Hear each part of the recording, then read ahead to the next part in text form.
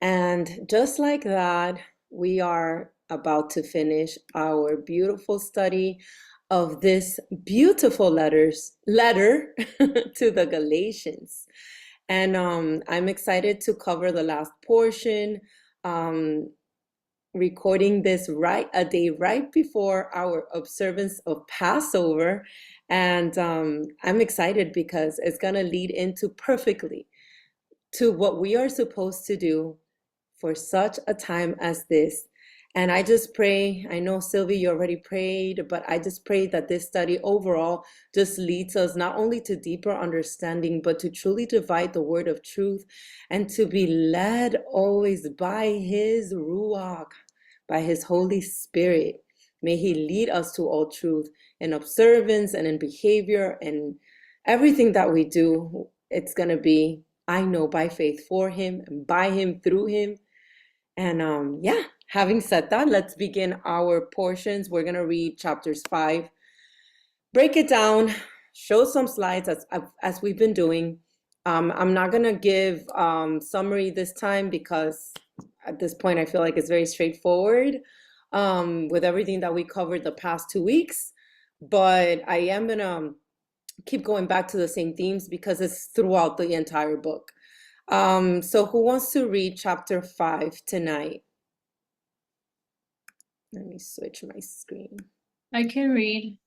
Thank you. That was Stephanie, right? Yes, Okay. You still sound a little different. I know. All right. When The whole chapter, by the way. okay, all right. All right. Stand fast, therefore, in the liberty by which Christ has made us free, and do not be entangled again with a yoke of bondage. Indeed, I, Paul, say to you that if you become circumcised, Christ will profit you nothing. And I testify again to every man who becomes circumcised that he is a debtor to keep the whole law. You have become estranged from Christ. You who attempt to be justified by law, you have fallen from grace. For we through the Spirit eagerly wait for the hope of righteousness by faith. For in Christ Jesus, Christ Yasha, neither circumcision nor uncircumcision avails anything, but faith working through love. You ran well. Who hindered you from obeying the truth? This persuasion does not come from him who calls you. A little leaven leavens the whole lump. I have confidence in you, in the Allahim, that you will have no other mind, but he who troubles you shall bear his judgment, whoever he is. And I, brethren, if I still preach circumcision, why do I suffer persecution? Then the offense of the cross has ceased. I could wish that those who trouble you would even cut themselves off. For you, brethren, have been called to liberty.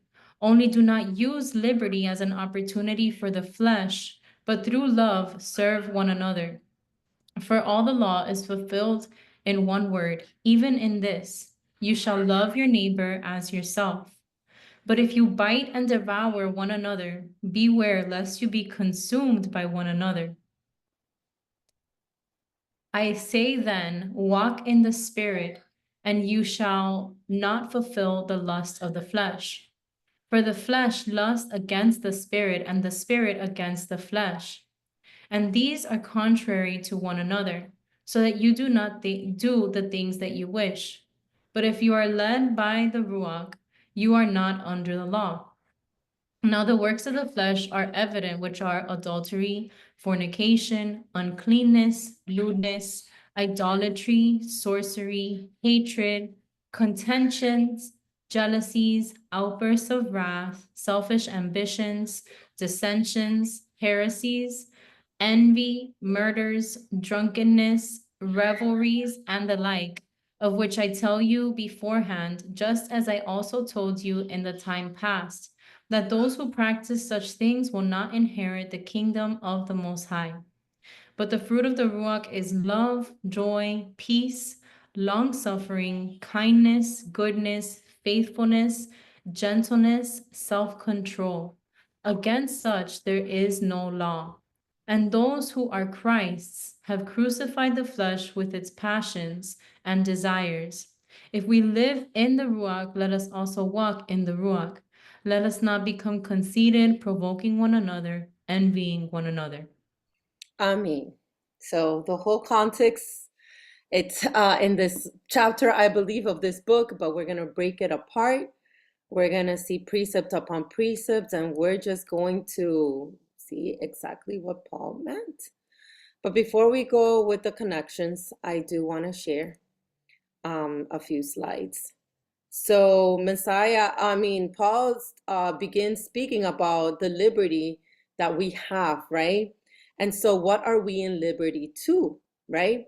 Because that's basically what he keeps, and not only him, we see also James speaking of this new, the law of liberty, right? What liberty? What are they speaking about? I know we already covered this in the last 2 weeks, but reiterating, let's just read over Hebrews 8:6. But as it is, Messiah has obtained a ministry that is much more excellent than the old, as the covenant he mediates is better, since it is enacted on better promises.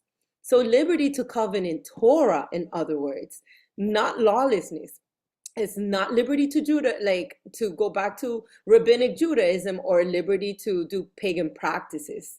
It's not liberty to do any of that, meaning sin. It's basically the liberty to be able to go back to the promises given to Abraham, to the book of the covenant, when it's so clear in the book of Hebrews how we see this better covenant. It mediates better, as it states. Basically, Messiah obtaining through the order of Melchizedek, because he comes and he makes it completely new. It's interesting because before, I've even done posts. I believe I've even spoken about this on lives, maybe even studies, who knows. And I've always spoken about the new covenant, specifically of Hebrews, mentioned in Hebrews, as in a renewed covenant. But now that I'm studying deeper and seeing the whole picture, I don't think is renewed. I think it is new, in the sense of not new, meaning it makes obsolete like everything that he has stated from the beginning. That's not what I mean. But new covenant, because the original one was broken. It's almost like when a marriage is broken, there's a divorce. In order for them to marry again, it's going to be a new wedding, a new marriage. That old title is broken. Do you understand? So I believe that's what it literally means when it says more excellent than the old, as the covenant he mediates is better. And why is it better? Because it's enacted on better promises. It's enacted on the promises given to Abraham. It's not enacted on the book of the law, which was given as a witness against us, right? And we see the prophecy. I put a picture here on the left. The prophecy stated throughout the prophets, but specifically in Jeremiah 31, where he speaks of this new covenant that in those days he declared, right, that he would make a new covenant with the house of Judah and with the house of Israel. So this is the new covenant that he is speaking of, because the old was broken. So yes, Jessica's saying like renew vows in a way, right? I don't think it's renewing vows, because renewing vows, you renew your vows when your marriage is good. Like you're just making it like more like, okay, to me, renewal of vows is like when we got baptized in water. We're basically reinstating that publicly, that we love Messiah and we will obey him to death, right? That's like a renewal of vows. But renewal of vows can only happen if you are still married. Do you understand? Like if you are divorced, you cannot renew your vows. You have to marry again. Does that make sense? Okay, now you see. Okay, I mean, it is a new covenant. Not going to lie, it kind of felt confusing when people say come back to the covenant, because I always understood it being a new covenant. Yes, it's entirely new covenant. Yes, and I would be one of those people who would say come back to the covenant. Um, I mean, in a way, you could still say that if you think about it, because most people are not even in the covenant to begin with. So in a way, yes, come back, like come back home, come back to the covenant. But yes, it is an entirely new covenant from the people, from our forefathers, since the sin of the golden calf, since the book of the law was given. Does that make sense? So again, um, where it says Messiah has become of no effect to you, and again, we're gonna go precept upon precept, but I just want to give you like the introduction with the slides. I believe this is the rightly dividing point.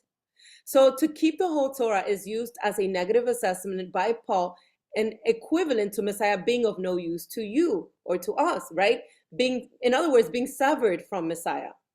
Like it's almost like we are being cut off from him. And so how do we deal with this verse? Because a lot of people will use this verse and like basically say, obviously they always will take it to lawlessness, right? Like if you go back to the law, basically you're crucifying him again and yada yada, right? But how do we deal with this verse contextually and biblically and properly, right? So this leads us to admit that there is two Torahs, which is basically what I've been saying since we began this study. Based on this verse, or at the very least, a division of the Torah. And again, there is the book of the covenant Torah, and then there's the book of the law Torah. And it's funny because a lot of people, myself included, I would see it as the written law as opposed to the oral law, meaning the oral law being the one given to Moses the first time that he he was handwriting himself with his own finger the commandments and whatnot. I would see that as the oral law, and then the written law, the rest of the Torah, when after the sin of the golden calf. However, there's no precept really that states there's a written law and an oral law. That's something like I believe has been passed down through rabbinical teachings, and we've just, as we've done in the past, we've just absorbed it all and regurgitated, right? But if you look within scriptures, the only thing that you do find is a book of the covenant and a book of the law. That you do find. But you don't find, like, not even in Apocrypha, and if you find it, please let me know by all means. You don't find a written law or an oral law, right? So Paul is basically saying we are to keep the whole of the Torah as understood by Abraham, not as, sorry, there's a typo there, not as understood by the Jews of his days. And so, in other words, we are basically to keep the whole of the Torah as in the book of the covenant. And I think by this point, you guys should be understanding that better. So Judaism has lumped the book of the law and covenant into one Torah, which is what I initially even saw it as. But we cannot connect the oral law back to Abraham. There's just no way. There's no link back to him. And oral law will only connect you back to rabbis, which is obviously Judaism. So the word of Haya truly frees us from men's interpretations and doctrines. And I meant to put this in uppercase. Let's give respect to our Haya, right? The Most High. So Abraham only knew the Most High's covenant Torah, which is I think there's a typo here, definitely. So Abraham only knew the Most High's covenant Torah, which is the book of the covenant. Sorry, not the book of the law. The book of the law was a Levitical book given just to them. And we're going to talk more about physical circumcision later, so I'm going to stop right there. And so let's just break down the connections one by one. Let me just move this out of my way. So we have for verse 1, where it speaks of stand fast, therefore, in the liberty, which is what we were speaking about right now, by which Messiah has made us free. And do not be entangled again with a yoke of bondage. And this liberty, I think we already spoke about, but let's see it in scriptures. And we see that in Acts 15, verse 10. Now, therefore, why do you test the Most High by putting a yoke on the neck of the disciples, which neither our fathers nor we were able to bear? And again, I said it before, but Acts 15 is such a good example to us of how to treat these new converts, how to treat these Gentiles coming in, being grafted in, because we see how our forefathers, our church leaders, handled this, okay?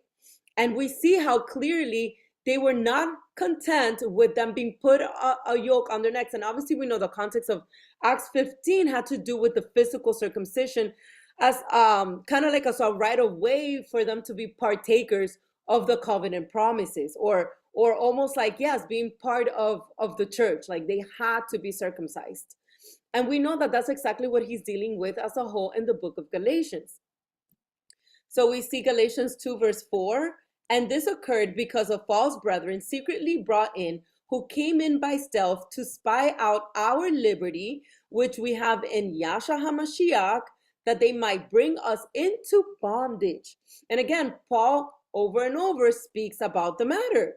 And so now it's more clear to us, right? And as I had already read in Hebrews 8:6, but now he has obtained a more excellent ministry, inasmuch as he is also mediator of a better covenant, which was established on better promises. So in other words, we're not to bring people back, including ourselves, to the yoke of the book of the law. We are to go back to the better promises which were promised to Abraham, Isaac, and Jacob. We have for verse 2 where it reads, "Indeed, I, Paul, I say to you that if you become circumcised, Messiah will profit you nothing." And this is the part where I told you we're going to go back to, because this whole circumcision thing, it's like such a big issue, obviously not only with the church of the Galatians, but it's a huge issue even today. You have the two extremes of people who are just like, oh, you don't need to be circumcised at all, who cares? And then the other extreme people, if you're not circumcised, you can't even partake of Passover. So what is to become circumcised, right? Because he's saying here, Paul is saying that if you become circumcised, meaning physically circumcised, this is what he's speaking of here, because that is the context. It's saying that Messiah will profit you nothing. So let's read in context to see what Paul meant. Acts 15 verse 1. "And certain men came down from Judea and taught the brethren, unless you are circumcised," and again, this is physical circumcision, "according to the custom of Moses, you cannot be saved." And with that, I answer the question I just asked. This is exactly why Paul was saying Messiah will profit you nothing. Because what they were teaching is that unless you are physically circumcised, you cannot be saved. When we know salvation did not come, not even to Abraham, when he was physically circumcised. Circumcision, once again, was the physical sign that Abraham took upon himself and his children throughout his generations to show to the Most High, or more so, actually, it's actually the other way around. Let me take that back. So basically, if we read in Genesis, we see that the Most High gives Abraham promises, right? That he will multiply his seed and as more than as the sand of the sea and the stars on the heavens, and he will make and through him he will bless all the nations. Basically, I'm paraphrasing it, but you already know the promise. So basically, later on, we see that Abraham asks for a sign. Like, how do I know this is gonna be true, right? How do I know you are gonna say what you're telling me you're gonna say, you're gonna do? I mean, you're gonna do, right? And so we see the Most High goes then and does walks in the midst of the pieces of the animals. There's a blood ratification covenant right there. That takes place. He seals that covenant, meaning if somebody breaks that covenant, someone has to die. That's basically what that walking through the pieces of the animals signified. And then right after, we see as a result that he says, "This shall be the sign upon you over this covenant." So the circumcision was the physical sign that they had entered into that covenant that could not be broken. And again, we know that that same covenant was broken at the sin of the golden calf. Are you following again? Are you following with this? And so we see that is exactly why now salvation is not through that circumcision, because that covenant was broken. We see that Messiah came and had the last meal with the disciples. And then not only that, then he was the lamb that was slaughtered through. So there was also blood ratification. So then like that, he created the new covenant under the order of Melchizedek. And so now salvation comes through Messiah. It doesn't come through the sign of circumcision that was given upon Abraham. And so we see also in Galatians 5, verse 3, and I testify again to every man who becomes circumcised that he is a debtor to keep the whole law. And again, because what Paul is basically saying is exactly that. If you become physically circumcised, you're basically going back to the fact that that already was broken. So you are in debt to the whole law because that covenant was indeed broken. And so we see for verse 3 where he says, and I testify again to every man who becomes circumcised that he is a debtor to keep the whole law. We see Deuteronomy 27, verse 26. Cursed is the one who does not confirm all the words of this law by observing them. And all the people shall say, Amen. And again, we know this was the law, the book of the law, because this was the law given while they were still in the wilderness, way after the sin of the golden calf. We also see in Romans 2:25, for circumcision is indeed profitable if you keep the law. But if you are a breaker of the law, your circumcision has become uncircumcision. And now understanding this whole concept is so much easier. I don't know if you ladies see it, but it's so much easier to understand Paul's letters, all of them, because this is all that he would speak about. So let's continue. Verse 4, where he says, you have become estranged from Messiah, you who attempt to be justified by law. You have fallen from grace, because they were trying to be justified by the book of the law. And so in that, he's saying you are estranged from Messiah, right? It's like you're nullifying what he did when you were saved by his grace. And we have Romans 9:31. But Israel, pursuing the law of righteousness, has not attained to the law of righteousness, as well as Hebrews 12:15, looking carefully lest anyone fall short of the grace of Haya, lest any root of bitterness springing up cause trouble, and by this many become defiled. So do you see what I mean? Where he's speaking to these people, correcting them over and over again because of the fact that they are entertaining the idea of these people, these Judaizers that are creeping in and telling them, you have to let go of this liberty that you have in Messiah. And you have to basically, the same exact thing as Acts 15, we have to put this yoke upon your necks once again. Verse 5. For we through the Spirit eagerly wait for the hope of righteousness by faith. And this is confirmed in Romans 8:24. For we were saved in this hope, but hope that is seen is not hope. For why does one still hope for what he sees? And again, these people were looking for very physical signs, physical things. And if you even think about even the Pharisees in the times of Messiah, they would constantly ask, give us a sign, right? Like, show us. These people were not being moved by faith, but by works, which is the opposite of Abraham. Abraham was counted, again, righteous because he believed before he even began to do. So we know that this hope comes through faith. It does not come through things that we see. And it's exactly what Paul is saying over and over. Verse 6, for in Yahshua HaMashiach, neither circumcision nor uncircumcision avails anything, but faith working through, and this is the key word, love. But faith working through love. It's crazy because we see so many people pushing the subject of physical circumcision, but they forget and forsake the idea of, guess what? What about love? What about love, right? We had Pharisees were physically circumcised, I'm sure, right? So they should be our first example of what not to do or act like. 1 Corinthians 7:19, circumcision is nothing and uncircumcision is nothing, but keeping the commandments of the Most High is what matters. So we see this is Paul speaking, obviously, to another church. And we see that he's making it even more clear. It's not about your physical circumcision. It's about you keeping the commandments.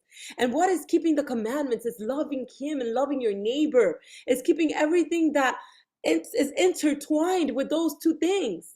Because you cannot by any means just be keeping a book of the law if you're doing away with what truly matters. Galatians 6:15, for in Yahshua HaMashiach, neither circumcision nor uncircumcision avails anything, but a new creation. And we're going to speak about more of this when we read chapter 6.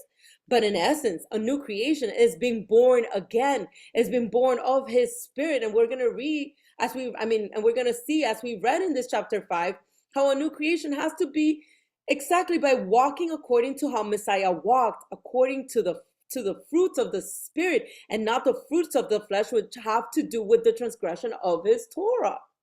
We also see Colossians 3:11, whether there is neither Greek nor Jew, circumcised nor uncircumcised, barbarian, Scythian, slave nor free, but Messiah is all and in all. Colossians 1:4, since we heard of your faith in Yahshua HaMashiach and of your love for all this, I think I might have put the wrong one here.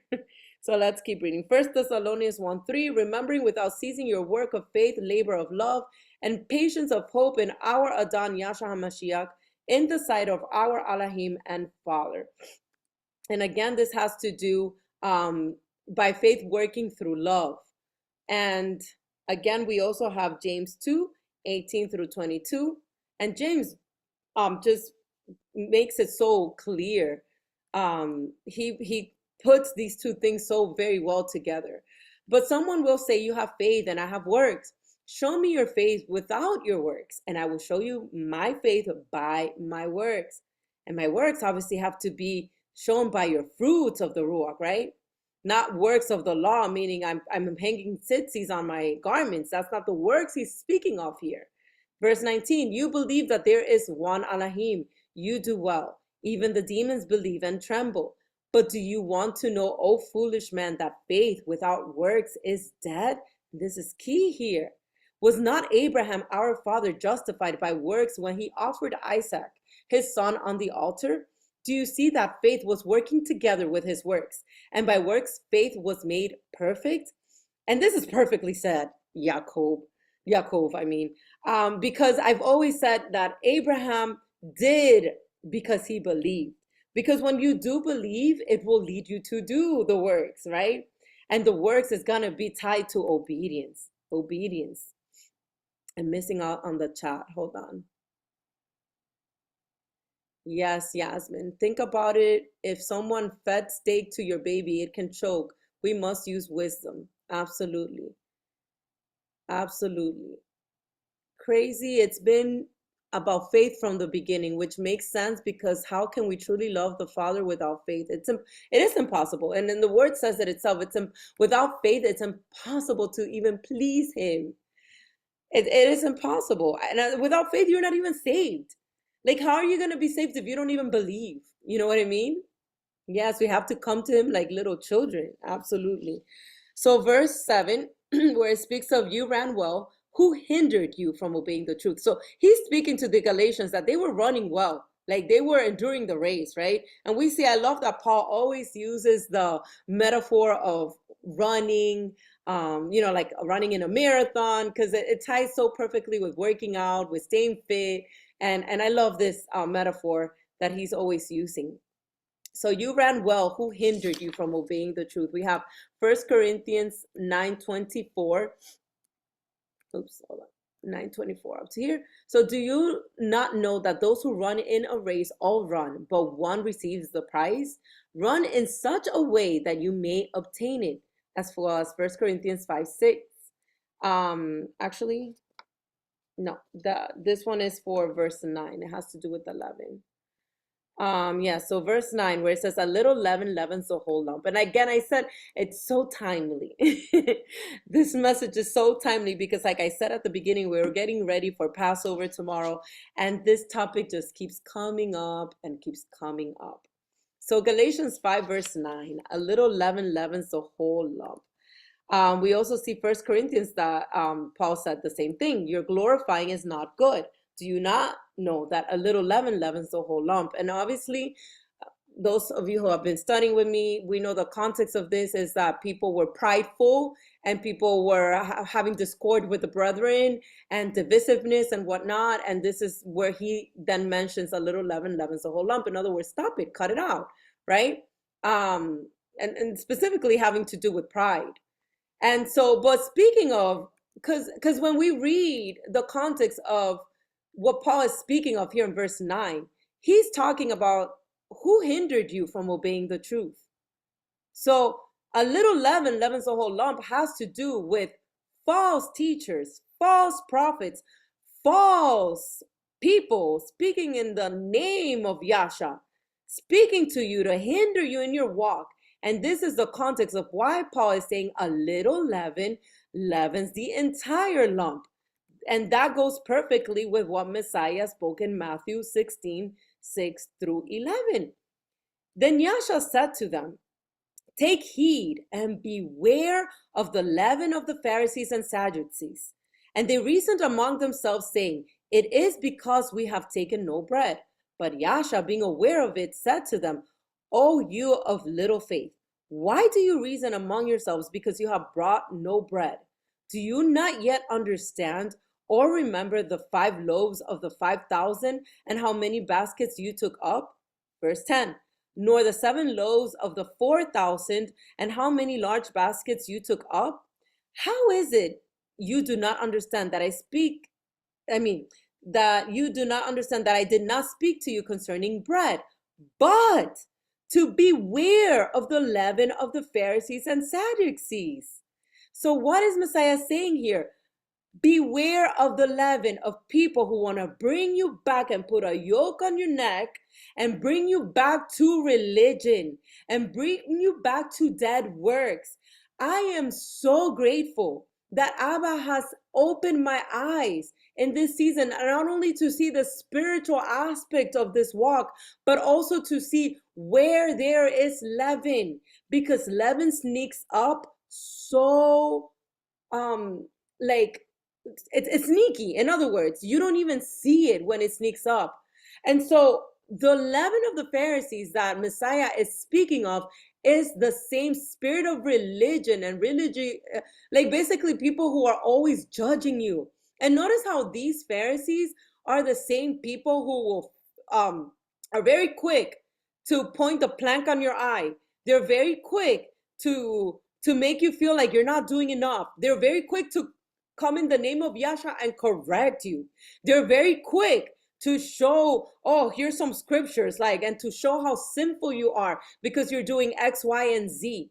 And normally these are the same people who, and I'm not saying it's all of them, but for the most part, you do not see the love. You do not see the fruit of the Ruach, the fruit of his spirit. These are normally the same people that you'll see all of the appearances and the works and whatnot, but you don't see them going the extra mile. These are usually the same people who, when they speak, you just feel judgment and not compassion. And yes, Yasmin, and they can't apologize for nothing, because they're full of pride. And so what Paul is telling the people of Galatia, and obviously it applies to us today, a little leaven will leaven the whole lump. So beware, like Messiah said, of these Pharisees. Who hindered you from walking in faith? Who hindered your walk from even seeking the voice of the Ruach HaKodesh? You're much more concerned with whether there is leaven in your pantry than searching. And I'm not saying, by the way, I'm not saying not to remove the leaven. I spend the whole day, ladies and gents, whoever's watching this later, I spent the whole day removing leaven from my home today because I want to be obedient, even if it makes no sense to me. And I was actually answering Jessica when she asked me earlier, do you remove even from soaps and whatever? I'm like, you know what? There's nothing wrong with being extra obedient. And it may not be so, but I'm going to be extra cautious because I want to obey him. I want to do right by him. But by all means, I'm not saying to not remove the physical leaven. But what I'm trying to say is this, that many people will focus so much to see what's in your pantry and not focus on the leaven of their own hearts. And that is exactly what Paul is speaking about here. which I believe is the same thing Messiah was speaking of in Matthew 16, the leaven of religion, the leaven that was being carried from the book of the law, because that's what they were basically trying to abide in, so much so that they were even breaking it. And they were not recognizing the one that created them, who was standing right in front of them. Exactly how the Pharisees treated Messiah. That should tell us a whole lot of what Pharisees will do in today's day, and how they will treat those who are truly living and trying to live like Messiah. Those that are hungry for him, those who hunger for righteousness. Listen, not all of us will arrive to truth at the same time.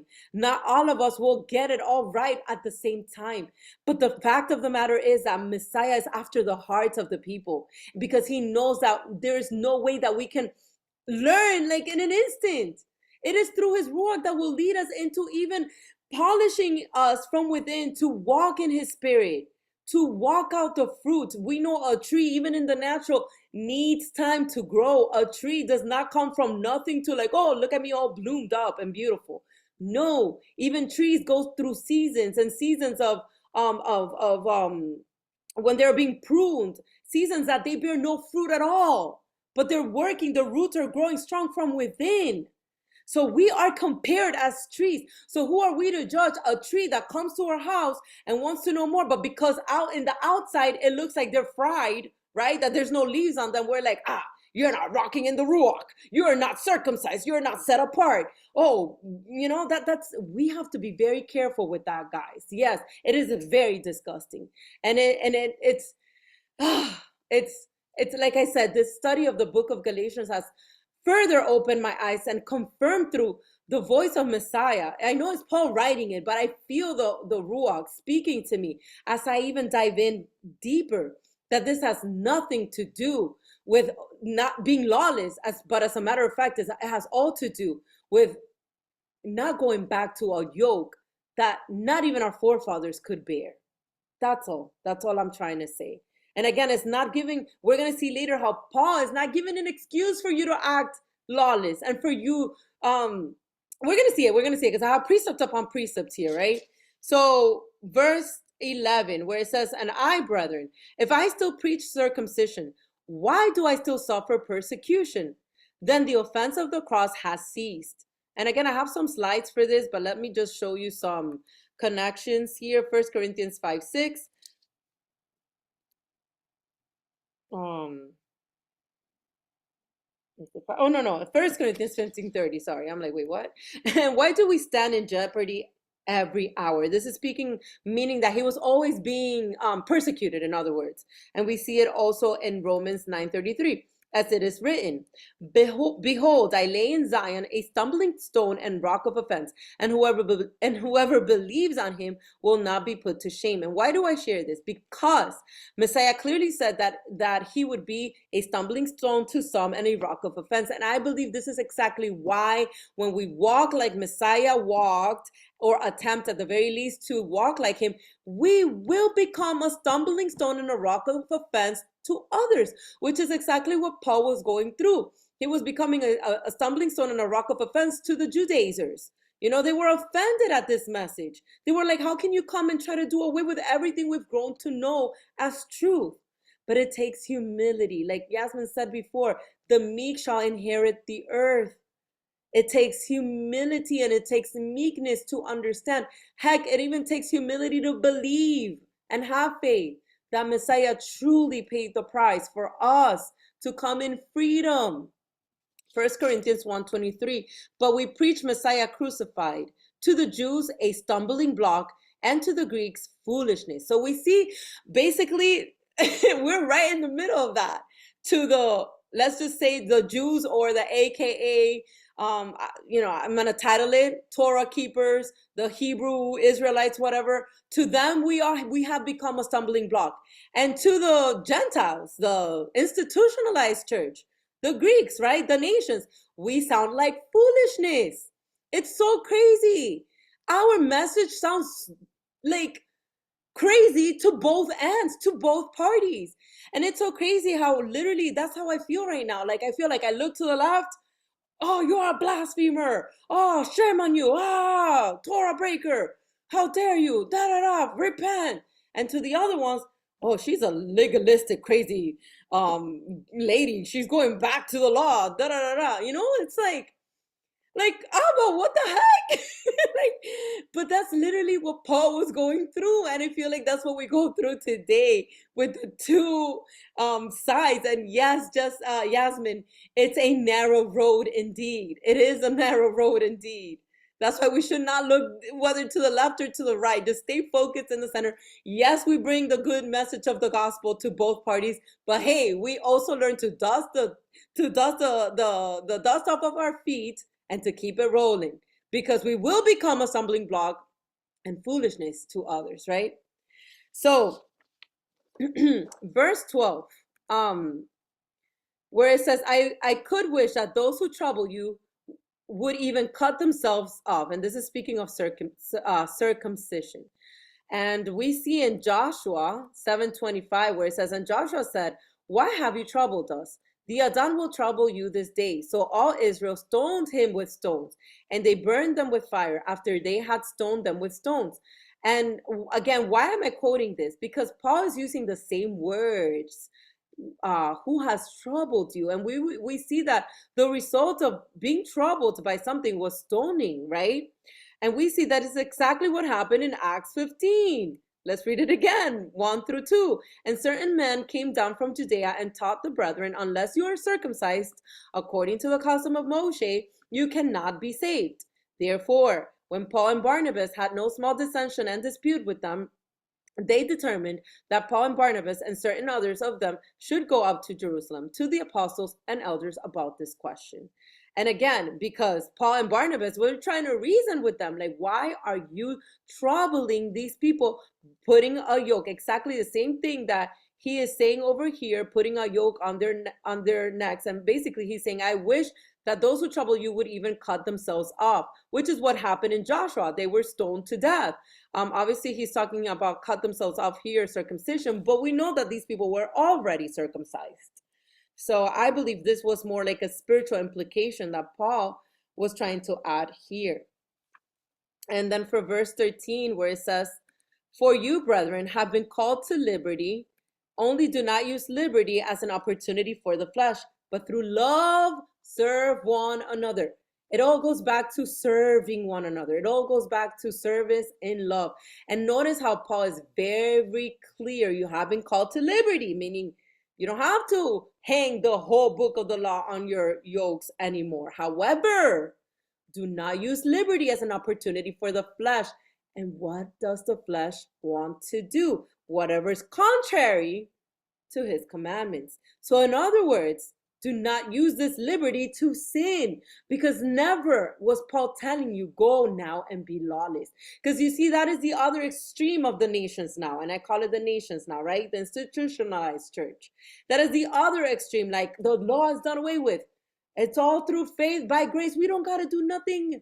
You can eat whatever you want. Sabbath, whatever. You have Sundays now, right? You don't need to keep the feast. Keep Christmas, right? No, that is not at all what Paul was saying. So let's make sure we understand Paul's wordings. And for verse 13, let's have some connections here. Romans 8:2, for the law of the Spirit of life in Yahshua Mashiach has made me free from the law of sin and death. And why did he make us free? Because we were bound to the law given after the sin of the golden calf, which, yes, was the law of sin and death, the law of the unfaithful bride. It's so clear to me now, guys. I really hope you're seeing this like I see it. 1 Corinthians 8:9, but beware lest somehow this liberty of yours becomes a stumbling block to those who are weak. So again, Paul is also warning about this. Yes, our walk is going to be a stumbling block to those that are in religion and to those that don't understand. But he's also saying, beware lest somehow this liberty of yours becomes a stumbling block to those who are weak. In other words, beware that this does not lead others to sin. And that's why we also have to use wisdom in how much we share and how much we say to people, right? I mean, we never become a stumbling block to those that are trying to walk or learn, right? Galatians 5:1, stand fast, therefore, in the liberty by which Yahshua HaMashiach has made us free, and do not be entangled again with a yoke of bondage. It's the same thing we said at the beginning, the yoke of the book of the law. Romans 6:1 through 2. What shall we say then? Shall we continue in sin that grace may abound? Look what Paul says. Certainly not. How shall we who died to sin live any longer in it? In other words, how shall we who died to the transgression of the Torah, the transgression of the law, live any longer in it? Meaning in the transgression, right? So no, we are not to be a lawless people. 1 Peter 2:16, as free, yet not using liberty as a cloak for vice, but as bondservants of the Most High. Yes, we have the liberty that we're no longer under the tutor, under the schoolmaster, but we are his servants. We are enslaved to him. Biggie, sorry, my dog over here. Give me a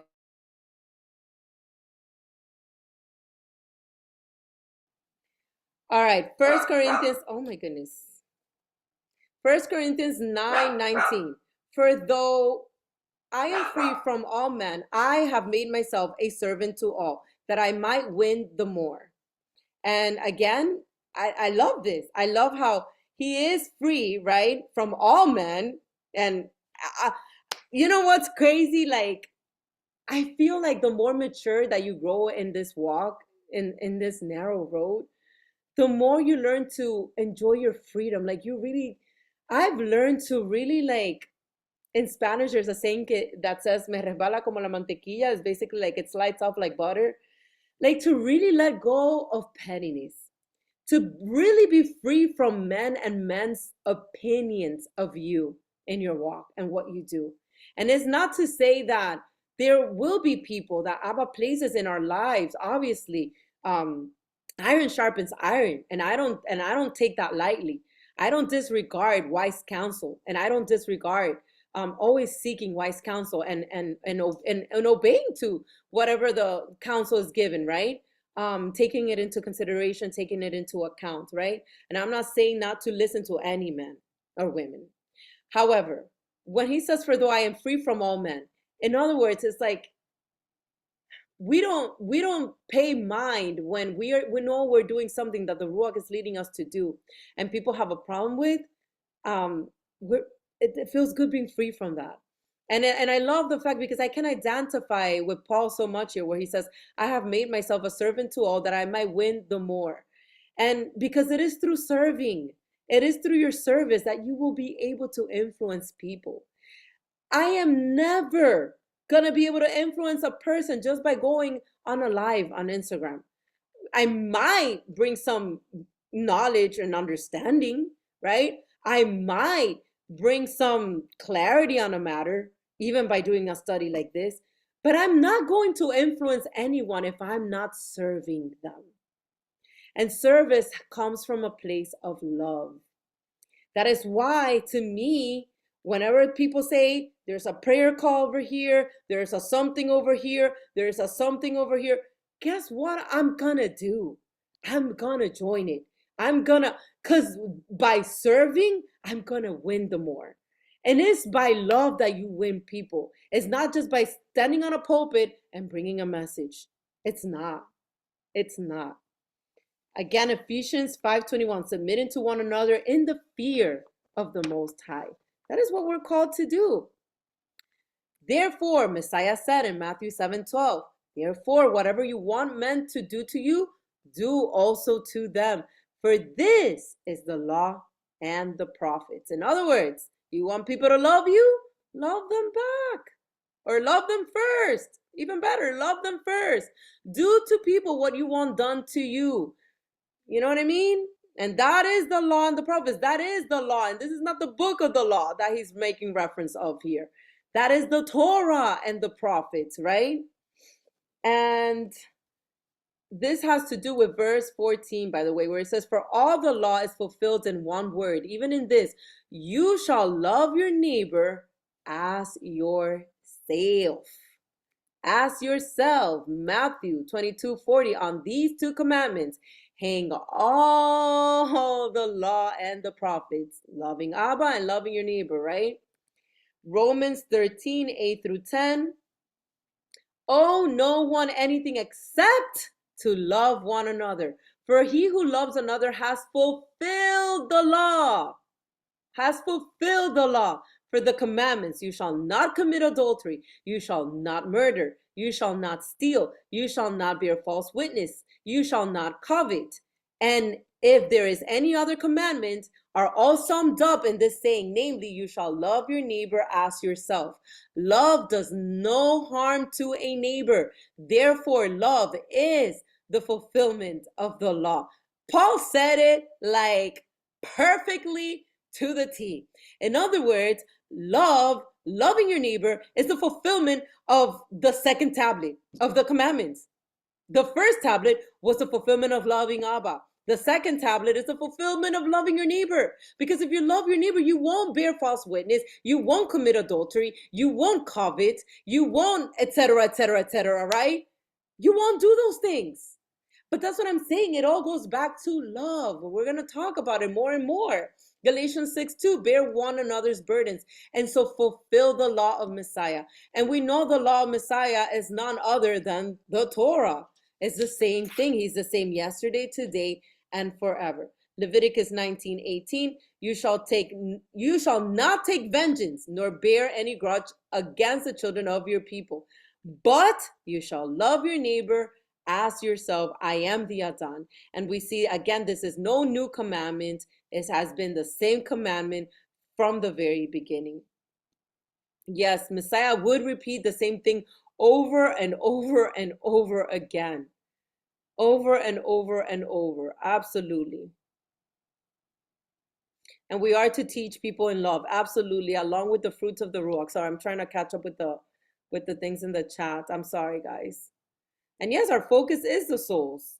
It's, if we're not, again, like I said last week, I'll say it again, if we're not being a blessing to the nations, then what are we doing? What's the point of this? What's the point?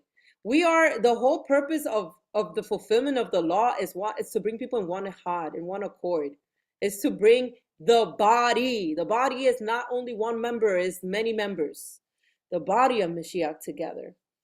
Matthew 22:39, and the second is like it, you shall love your neighbor as yourself, again quoted by Messiah. And then in regards to verse 16, well, before we go into the fruits of the Spirit, let me show the slides because I don't want to get confusing. And so let's go back a little bit, let's backtrack a little bit. This will serve as recap. What I was speaking of, the circumcision, right? So physical circumcision is attached to the covenant between the pieces in Genesis 15, like I had mentioned before. Abba swore that oath to Abraham in Genesis 12. But Abraham asks for a sign. How do I really know this? The answer to this promise that was given in Genesis 15 came 430 years later on Mount Sinai with the blood ratification in Exodus 19. And again, that blood ratification was, we read it last week, but basically when they said all these things we will do, we will obey, they became a people, they became a nation, and then Moshe grabbed the blood and sprinkled it upon the people. This is what I'm speaking of when I say the blood ratification on Mount Sinai that brought the people to the covenant, the book of the covenant. Give me 1 second, guys.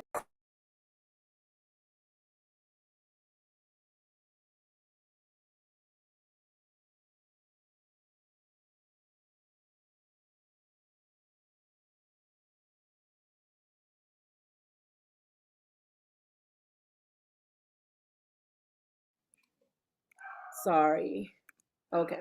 Had to get my dog out of the room because he was being too distracting. Anyway, like I said before, it was broken at the sin of the golden calf. Once that covenant was broken, it broke the promise and sign that was attached to it also. And what was that sign again? The physical circumcision of the foreskins, right?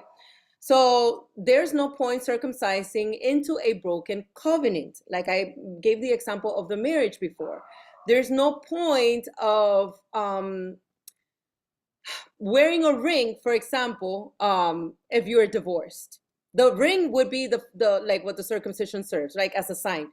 A ring, a marriage ring, is a sign that you are married. If you are divorced, what is the point of wearing the ring? You understand what I'm saying? So we know that tzitzis were worn as a physical sign of them keeping the commandments instead of circumcision while they were in the wilderness. Remember, while they were in the wilderness, they did not circumcise because of the fact that they had broken the covenant, which the sign of the covenant was the physical circumcision. So, and by the way, that's misspelled. I'm sorry for that. We don't see it until Joshua 5:5, when we will read it shortly. That is as a land entry token, so it was as a different sign. So the circumcision done in Joshua was a different sign than the one given to Abraham. So from Exodus 32 all the way to Joshua 5, they were not circumcised, for they were consumed due to the breach of the covenant. So physical circumcision was that entrance sign to the covenant. And we see Romans 4:11 here. And he received the sign of circumcision, a seal of the righteousness of the faith which he had, yet being uncircumcised. And this is Paul obviously speaking of Abraham, that Abraham received the sign of circumcision before he was even before he was even physically circumcised, in other words, right? So your wedding ring, I actually wrote it here, what I was trying to say. So I forgot. Your wedding ring is only as good as your wedding vows and your fidelity. But once you are unfaithful and break marriage vows and go to the judge who gives you additional laws, meaning like now you have, I don't know, like you have to split your property equity. Now you have, if you have children, now you have, visitation rights or whatever. That's what I mean by additional laws. Then the ring means nothing because you broke everything that the sign stands for, and there's no point in wearing one. So circumcision is only as good as the covenant that you are faithful to. You can wear tzitzis or circumcision, but you will gain no points with the covenant of Abraham. And again, this is in terms of the covenant made to Abraham, because a lot of the people will still use and hold on to the idea of this circumcision and the tzitzis, tying it back to the promises of Abraham, and they're not, because they were broken. That's the point I'm trying to make. So circumcision today, as verified by Ezekiel, it is a land entrance token, circumcision of the heart and of the flesh. So that's something that I suggest you go more into. I know Stephanie did a very in-depth study of the book of Ezekiel, but if you guys recall, those of you who did it with us, there is still a circumcision that does take place when we go into the New Jerusalem, which is again a land token. So I guess the question is, do we circumcise or do we not circumcise, right? And I put here to circumcise or not to circumcise. That is the question.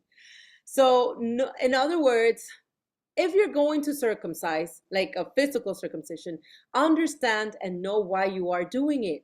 It's an obedience to Joshua 5:2, not to Genesis 17. In other words, it's a land entrance token. It's not a book of the covenant token, like a sign, right? Paul's very point is that circumcision should not be by the hands of, I read that wrong. Paul's very point is that circumcision should now be by the hands of the master, which is Yahshua HaMashiach. And that's what I believe will take place, that he himself will circumcise physically those that are uncircumcised upon the entry to New Jerusalem. Obviously beginning with the circumcision of the flesh. And now, this is in regards to, I believe we already read this. Let me go back. Hold on. Let me just make sure I know exactly what I'm talking about here.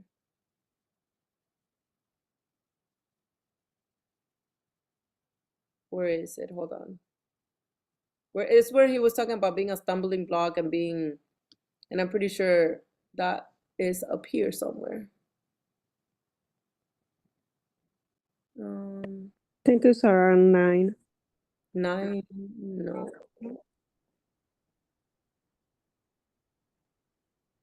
Oh, here, it's verse 11. Found it. Sorry. I'm like, where is it?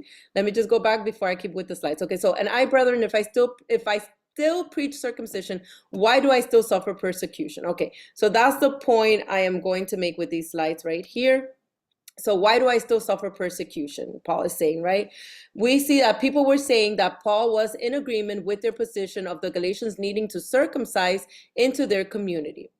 By the use of the Greek word still that he uses here, why do I still suffer persecution, right? He was admitting that he taught this doctrine too.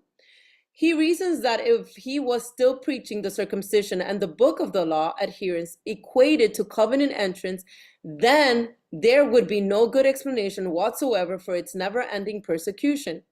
He would have been embraced by the majority. In other words, Paul would have been applaud, but instead he was being persecuted. Paul's view, I don't know why it says 1, 2, 3 again.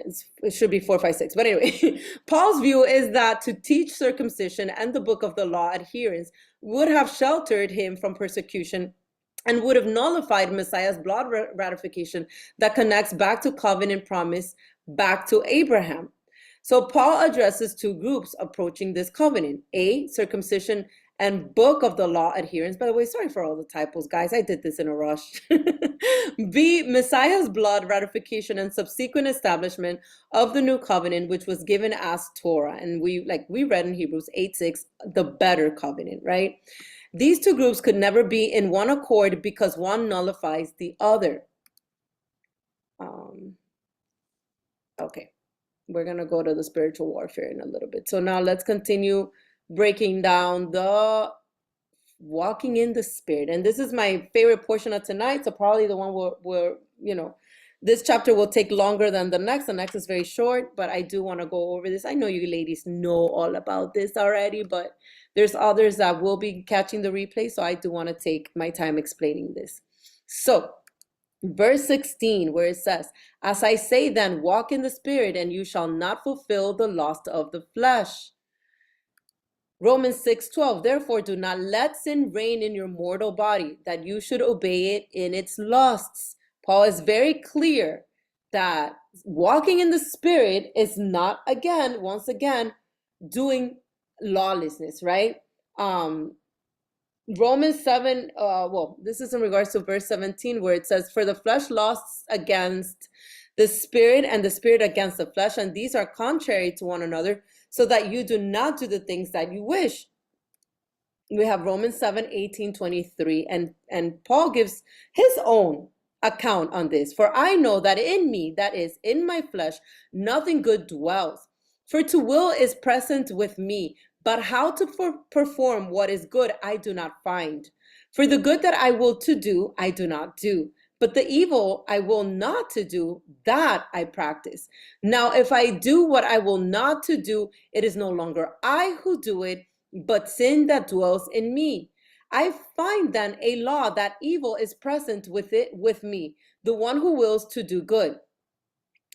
Verse 22, for I delight in the law of the Most High according to the inward man, but I see another law in my members, warring against the law of my mind, and bringing me into captivity to the law of sin, which is in my members. So what Paul is dealing with, or is saying that he dealt with, is exactly what we deal with on a daily basis.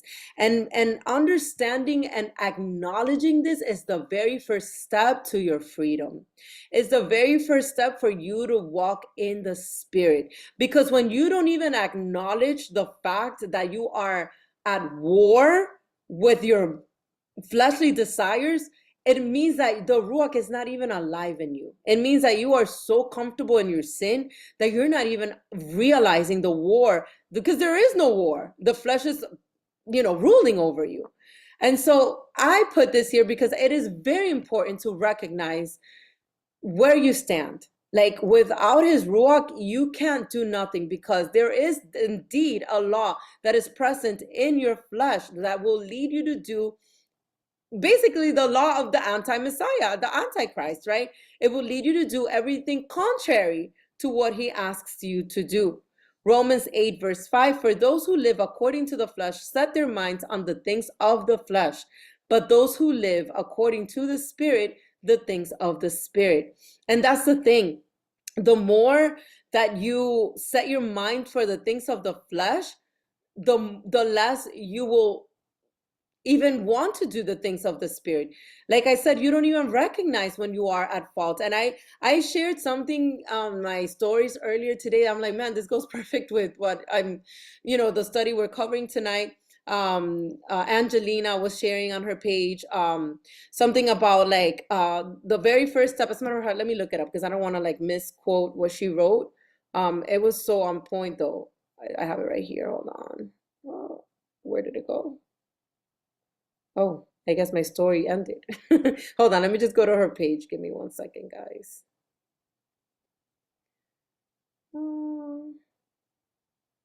I can't find her. Okay. This is what she posted. Compromise is the gateway to spiritual and physical decay. And I love that because it's basically this. Compromise, every time you set your mind to things of the flesh, you are compromising. And that is the gateway to spiritual and physical decay. Why? Because your alertness to the Ruach, you're causing it to decay. You're causing a disconnect of even hearing his voice, of even hearing the conviction. And that's exactly why I share that. I'm like, oh my gosh, this goes perfect. Romans 7:15, for what I am doing, I do not understand. For what I will to do, that I do not practice. But what I hate, that I do.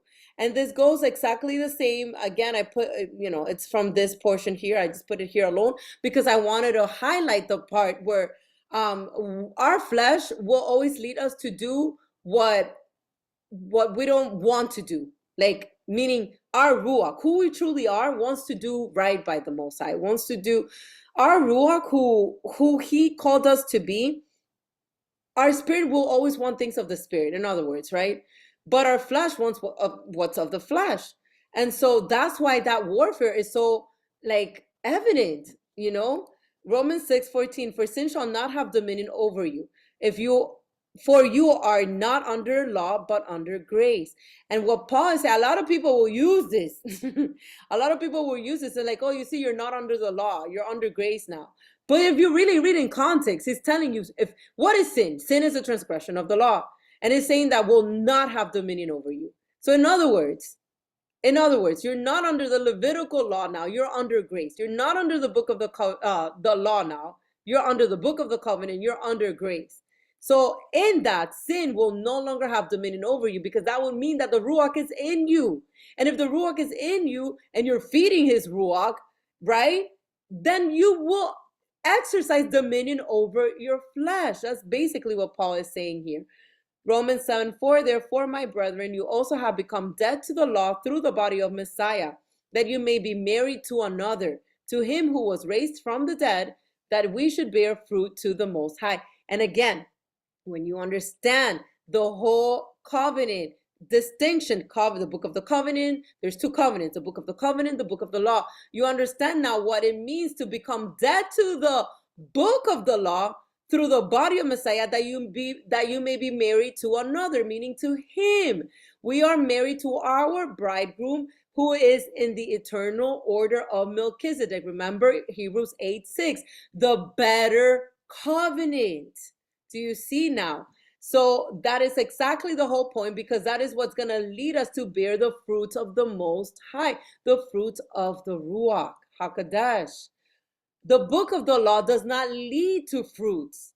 That's something that has taken me some truly studying and intimacy with the Most High for me to understand that the book of the law does not lead to fruits of the Spirit, for it is not spiritual. It is not spiritual. His Torah, though, the book of the covenant, is spiritual, like Paul says, for the law is spiritual, right?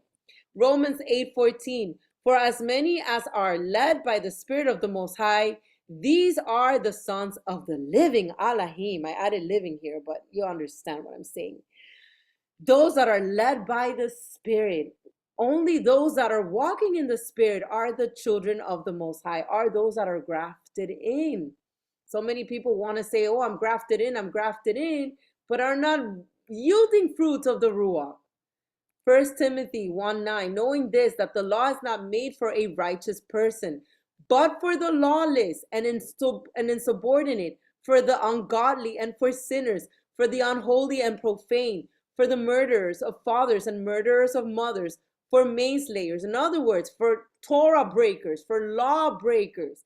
The law is not made for a righteous person, because obviously a righteous person is walking according to his promised book of the covenant.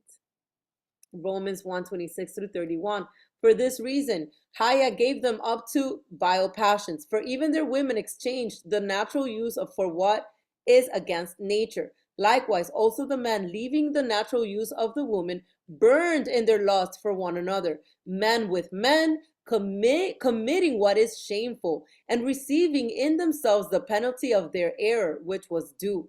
And even as they did not like to retain the Most High in their knowledge, the Most High gave them over to a debased mind to do those things which are not fitting, being filled with all unrighteousness, sexual immorality, wickedness, covetousness, maliciousness, full of envy, murder, strife, deceit, evil-mindedness. They are whisperers, backbiters, haters of the Most High, violent, proud, boasters, inventors of evil things, disobedient to parents, undiscerning, untrustworthy, unloving, unforgiving, unmerciful. Yo, this has everything to do with the fruits of the flesh. I mean, obviously, but the fruits of the flesh all has to do with breaking his commandments. It all goes back to that. And by the way, all this connects with the last portion of chapter 5. Ephesians 5 verse 3, but fornication and all uncleanness of or covetousness, let it not even be named among you, as it is fitting for saints, and have no fellowship. This is key. And have no fellowship with the unfruitful works of darkness, but rather expose them. You know what's crazy, guys? I was talking actually to Yazzie earlier about this because she had some concerns, some questions. Someone basically came at her, and I was just there to hear her out. But basically, you know what's crazy? What is the sin that it is actually named in Proverbs as detestable to him?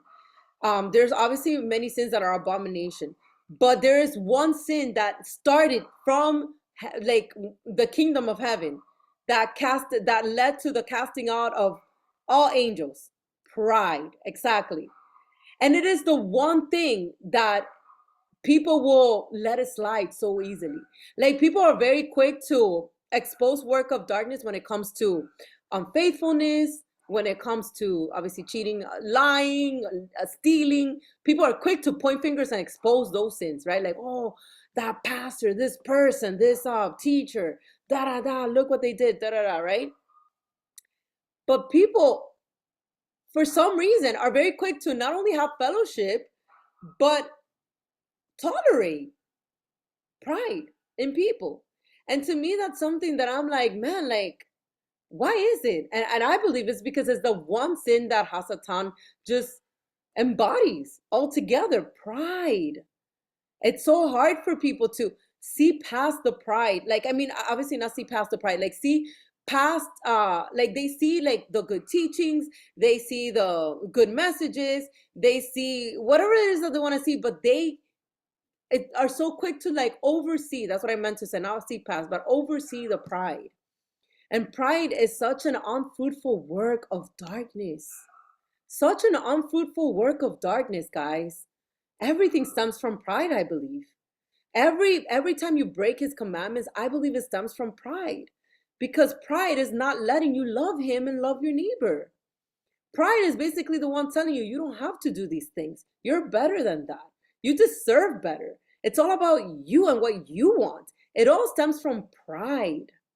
So pride is very sneaky and very dangerous.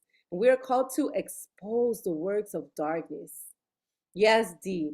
It's because it's very sneaky. Exactly. Pride often doesn't let us see we're being prideful in lots of areas. Absolutely. And it starts with us. Absolutely. It's, obviously we are to remove the own plank from our own eyes before we can even expose works of darkness. I completely agree with that. But I'm just saying in general, like, people are so quick to expose other works. But then when it comes to pride, it's like, oh, he's just being, yeah. They make up excuses, right? Yes, but let's continue.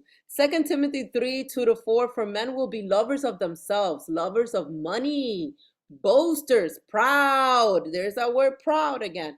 Blasphemers, disobedient to parents, unthankful, unholy, unloving, unforgiving, slanderers, without self-control, brutal, despisers of good, traitors, headstrong, haughty, lovers of pleasure rather than lovers of the Most High. Lovers of pleasure rather lovers of the Most High. And it all boils down to that. Sadly, our flesh much rather have the pleasure that is of this life, of this fleeting life, of this a moment of instant gratification than to love the Most High. Because we know that to love the Most High, it means that you will say no to your flesh and yes to persecution. So yes, it takes humility. That's why pride needs to go. That leaven of pride needs to go. It takes humility to surrender your flesh and your desires. 1 Corinthians 6, 9 through 10. Do you not know that the unrighteous will not inherit the kingdom of Elohim? Do not be deceived.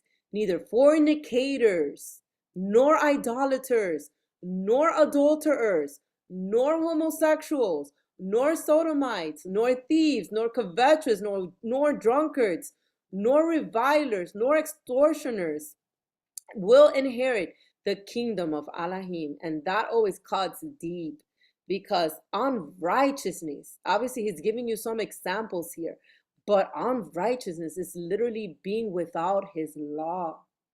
Is being without his law. If you look into the Greek and in the Hebrew, you see that righteousness, it's literally to keep his law, his book of the covenant law, his perfect instructions, right? So unrighteousness is the opposite of that. And we see that the examples obviously have to do with the breaking of the commandments. Clearly. You see it, the very first three tell you in the thieves, it's all there. It's all there. John 15:2, every branch in me that does not bear fruit, he takes away. And every branch that bears fruit, he prunes, that it may bear more fruit. And it goes back to the tree. Again, we are trees. And if we are not bearing fruit of his ruach, it's very clear that he takes them away. And it's very clear that those that are already bearing fruit, that they will be pruned. We will be pruned. We will go through persecution. We will go through that fire, that we may bear more fruit. The same thing as the trees. They have to go through those dry seasons, right?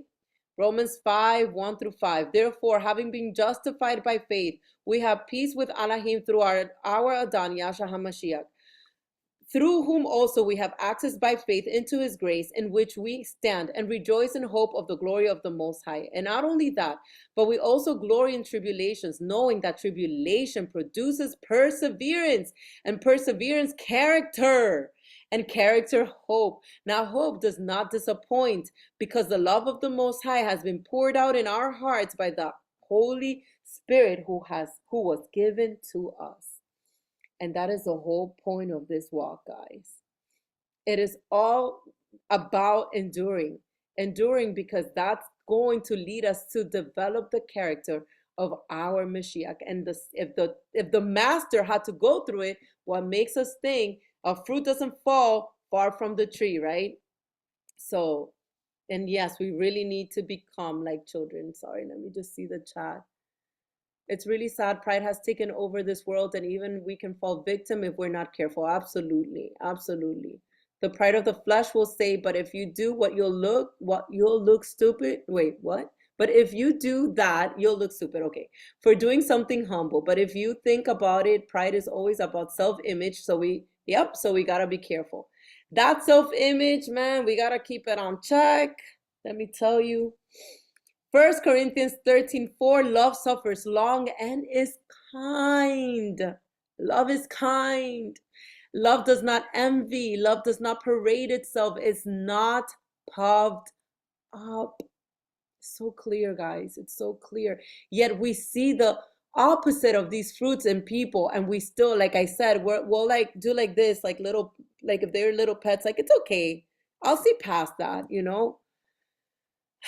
Yeah, it says not to have, what is it that it says again? Not to have fellowship with the unfruitful works of darkness. Guys, we're called to be careful with these things. Colossians 3:12-15. Therefore, as the elect of Elohim, holy and beloved, put on tender mercies, kindness, humility, meekness, long suffering, bearing with one another, and forgiving one another. If anyone has a complaint against another, even as Messiah forgave you, so you also must do. But above all these things, put on love, which is the bond of perfection. And let the peace of Elohim rule in your hearts, to which also you were called in one body, and be thankful. It is one body, guys. That's the whole goal of living in this life. One body. Romans 14, sorry. Now I myself am confident concerning you, my brethren, that you also are full of goodness, filled with all knowledge, able also to admonish one another. So again, the admonishing is part of walking in love. But again, admonishing has to come from a place of love. You must see, in order to receive admonishing from a person, you must see the evident fruit of the Ruach in that person. That's what the word has taught me in this season. Anyone can come and admonish you, but are you seeing the fruits? That's the question. 1 Corinthians 13:7, bears all things, meaning love. This is speaking of love here. It bears all things, believes all things, hopes all things, and endures all things. Isaiah 32:15-16, and I use this one because it reminds me of the same metaphor of the fruits of the Spirit. It says, until the Spirit is poured upon us from on high, and the wilderness becomes a fruitful field, and the fruitful field is counted as a forest, then justice will dwell in the wilderness, and righteousness remain in the fruitful field. So I believe this correlates perfectly with Galatians 5, because it's talking about a fruitful field which have to do with the fruit of his Ruach. It literally says, then justice, meaning righteousness, will dwell in the wilderness, and the righteousness remained in the fruitful fields. Amen. And it clearly, when the Ruach is poured on upon us from on high. First Timothy, 1:9, knowing this, that the law is not made for a righteous person. We already read this, so I'm going to skip it. We already read this. Romans 6:6. Let me see where I'm at. Okay. Romans 6:6, knowing this, that our old man was crucified with him, that the body of sin might be done away with, that we should no longer be slaves of sin. And again, we know that we're not to be lawless. We are to be crucified and take our staff daily like he did, right?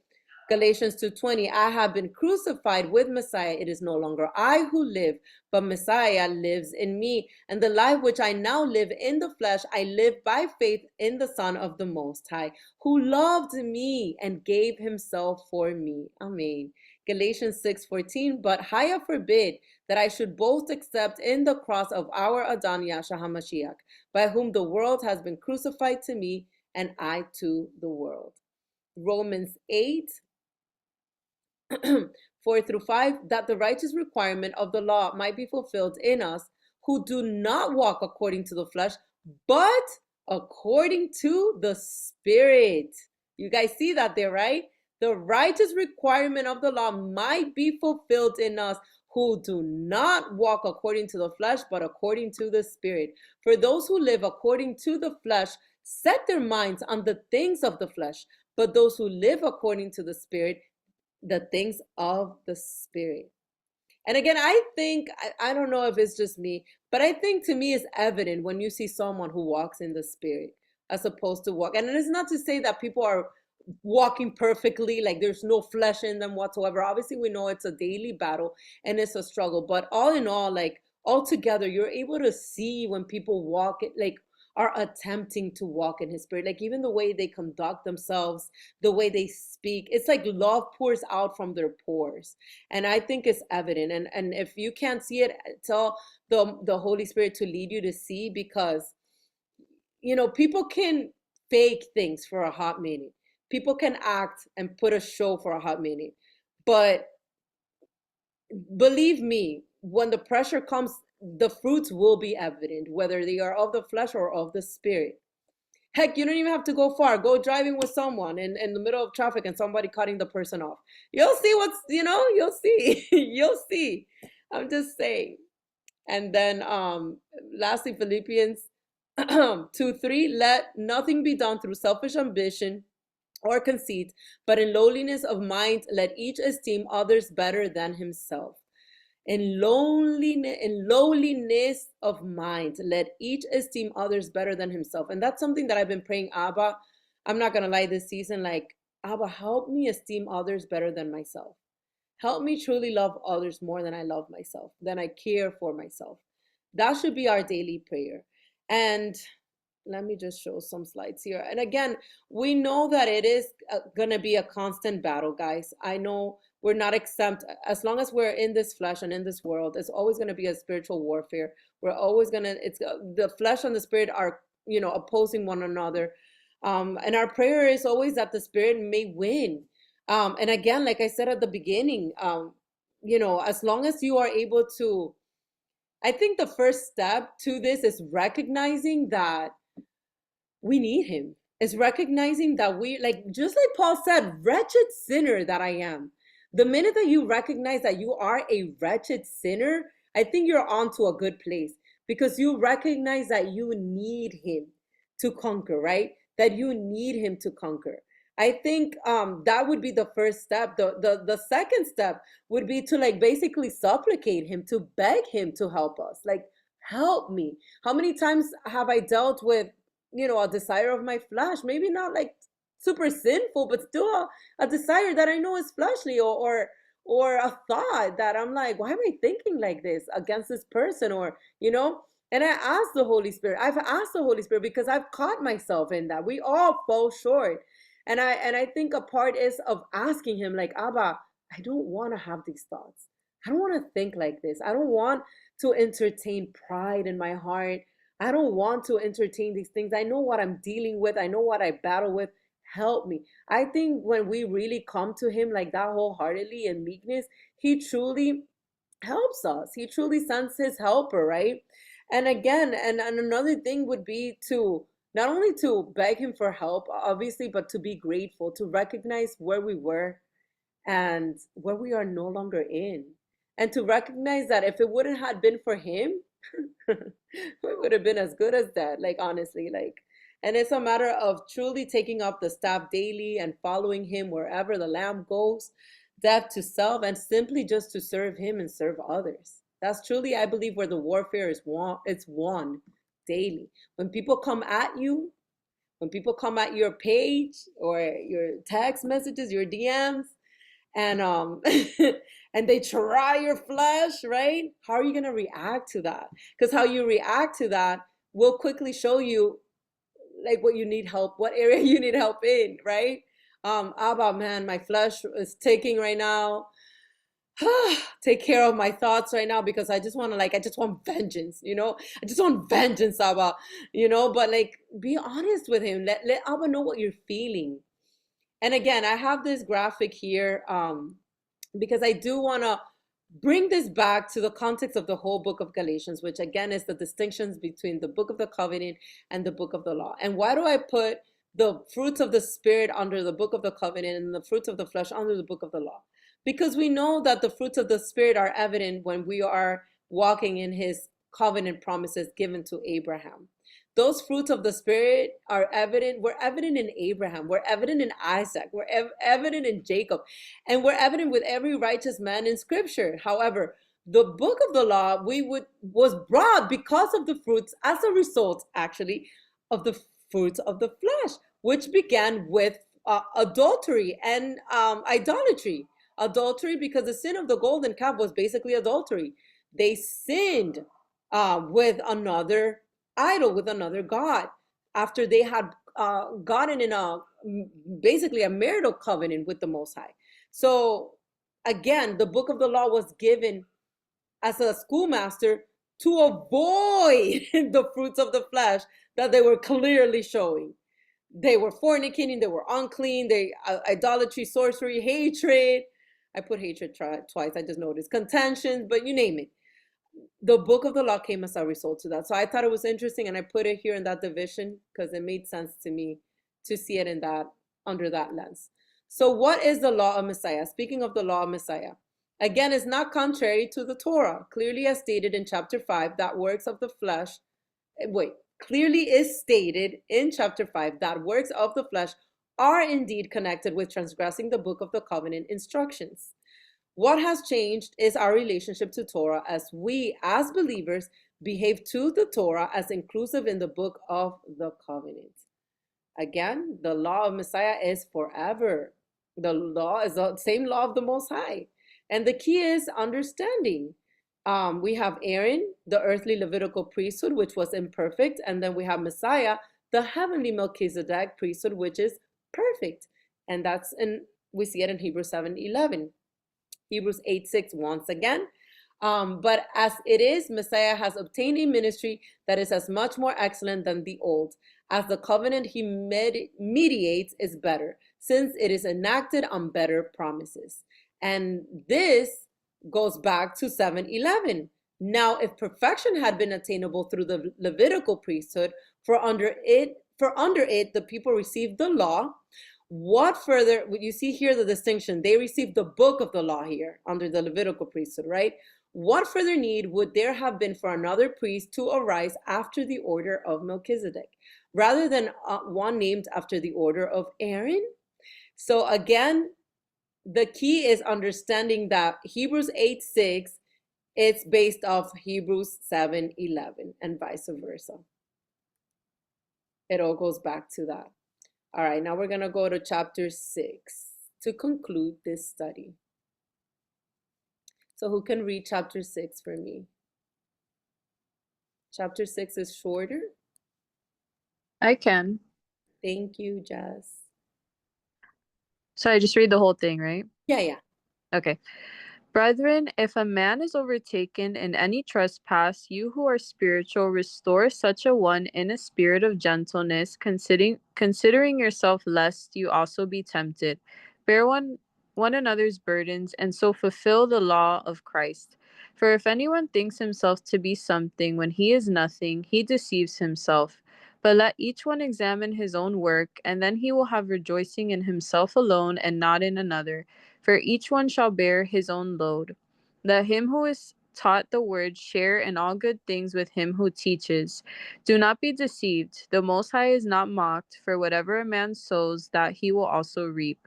For he who sows to his flesh will of the flesh reap corruption, but he who sows to the Spirit will of the Spirit reap everlasting life.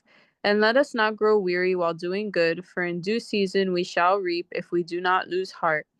Therefore, as we have the opportunity, let us do good to all, especially to those who are of the household of faith. See, with that large letters I have written to you with my own hand, as many as desire to make good showing in the flesh, these would compel you to be circumcised, only that they may not suffer persecution for the cross of Hamashiach. For not even those who are circumcised keep the law, but they desire to have you circumcised, that they may boast in your flesh.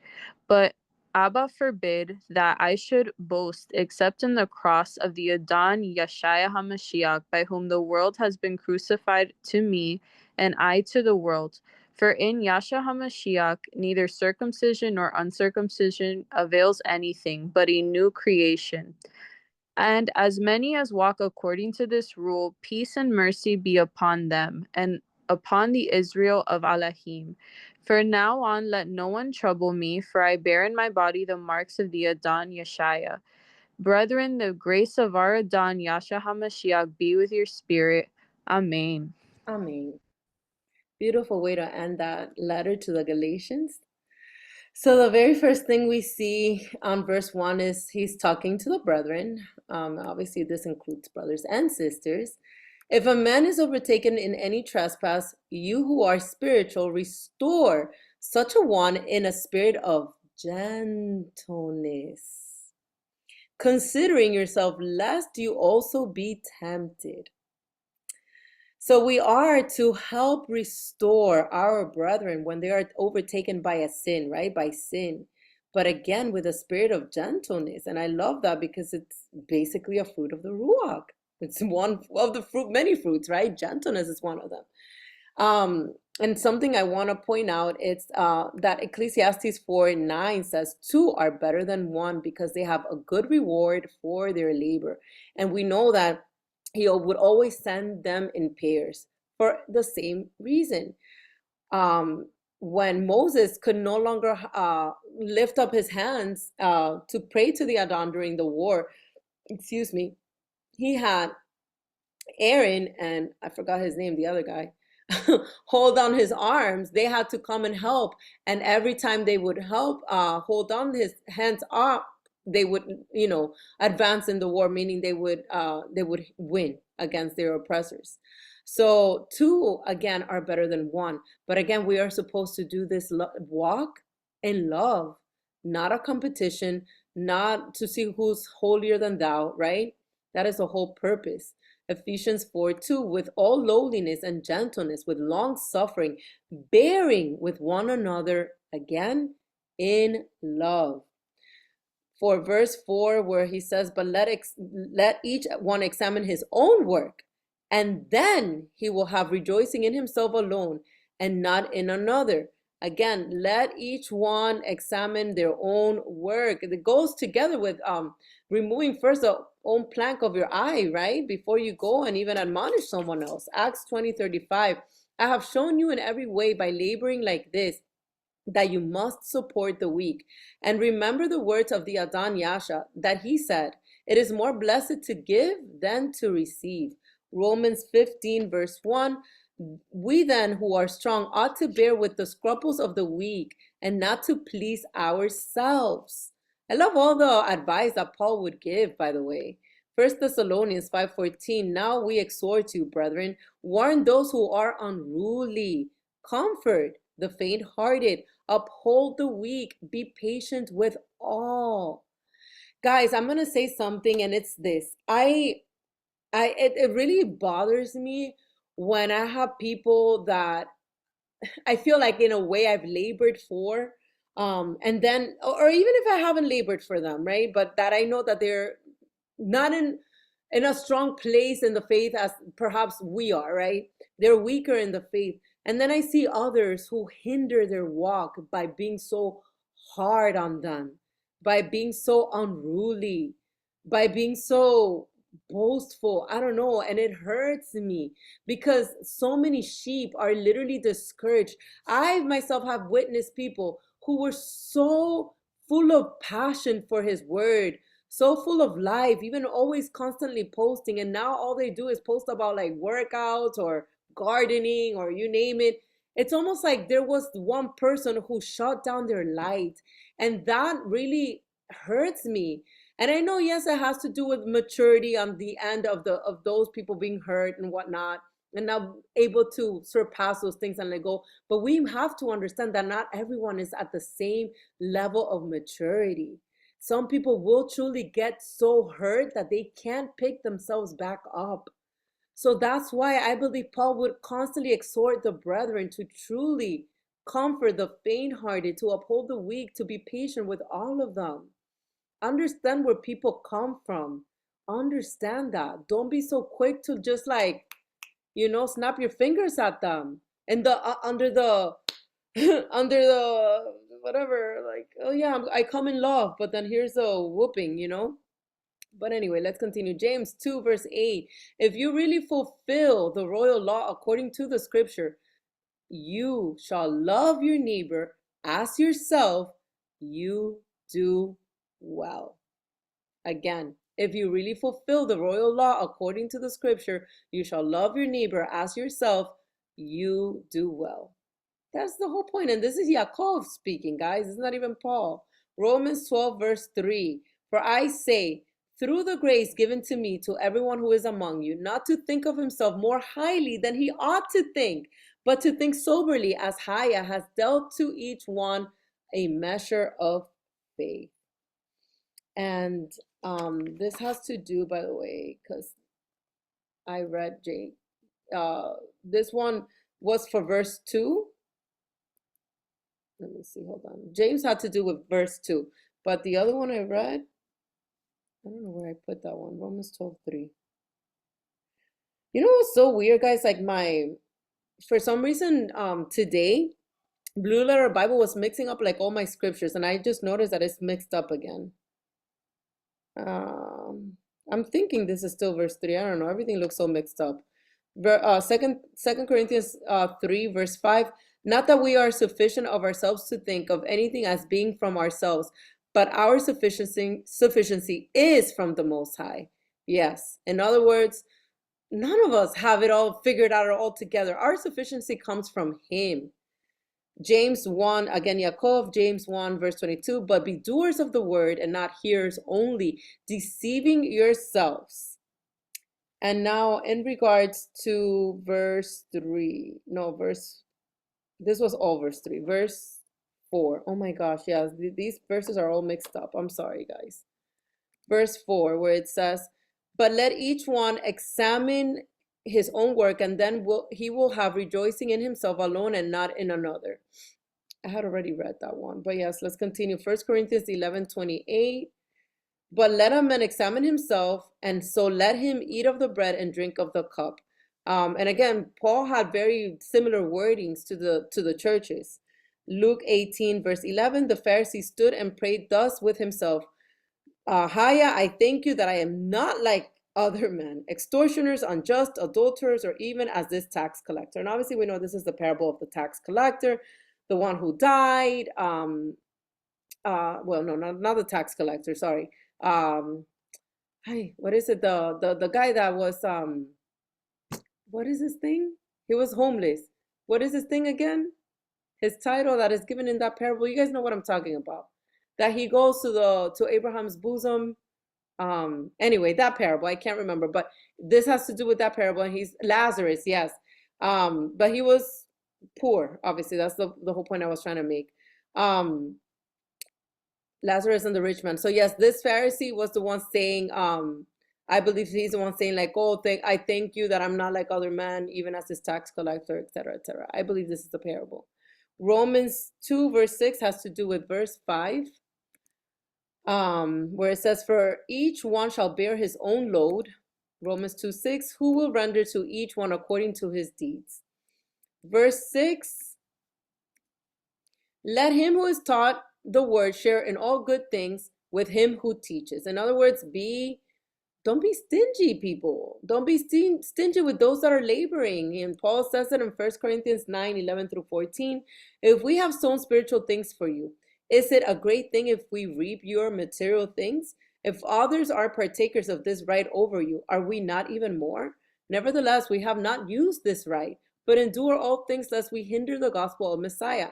Do you not know that those who minister the holy things eat of the holy things of the temple, and those who serve at the altar partake of the offerings at the altar? Even so, the Adon has commanded that those who preach the gospel should live from the gospel. And again, this is very clear that those that are preaching, and those that are, in ministries, and you feel like they're truly doing the work of the kingdom, being led by the Ruach, by all means, guys, let's help out. Let's bring, let's bring the bread, the moolah onto the altar to help these people continue this, because it's very hard for especially people with small congregations who we know are struggling. And again, we have Romans 15:27 in regards to that. Let me see, because I have my precepts mixed up here. This was verse 6, sorry. Yeah, Romans 12:13. But where is it is the question.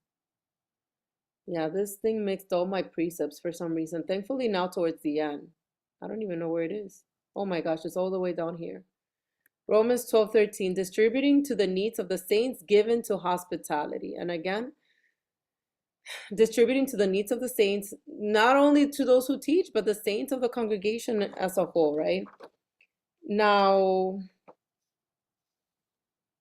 okay, oh my gosh, this is all mixed up. Verse 7. Do not be deceived. The Most High is not mocked, for whatever a man sows, that he will also reap. And we see Romans 2:6. Now let me see where I can find this.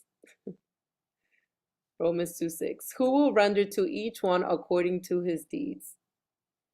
Verse 8, Romans 6:8.